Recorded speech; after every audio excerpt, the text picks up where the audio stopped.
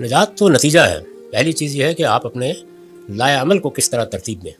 दुनिया है, आपको अल्लाह ने सलाहियतें दी हैं, उसमें आपने कमाना है, भरपूर ज़िंदगी बसर करें, कोई माने नहीं है उसमें, दौलत कमाएं। आपको अल्लाह ने हौसलामंद बनाया है, सियासी आदमी है, कोई हर्ज नहीं है, इक़्तिदार की दौड़ में भी शरीक हो, ये सब चीज़ें बिल्कुल जायज़। हमारे दीन में कोई चीज़ ममनू नहीं।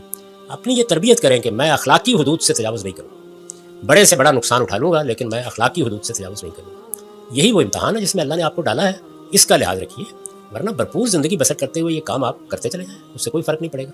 अल्लाह ताला ने आपके लिए हदफ बनाया है कि कहीं आखिरत को खो ना देना। और देखिए कितने खूबसूरत अल्फाज में बयान किया है, तू सिरुल हयात दुनिया, यानी दुनिया की ज़िंदगी में तुमने रहना है, जीना है, उसकी ज़रूरतें पूरी करनी है, बच्चे हैं, अज्जा हैं, अकरबा हैं, कमाना है, अपनी ख्वाहिशें पूरी करनी है, सब चीज़ें जायज़ हैं, लेकिन आखिरत की तरजीह कायम रहनी चाहिए।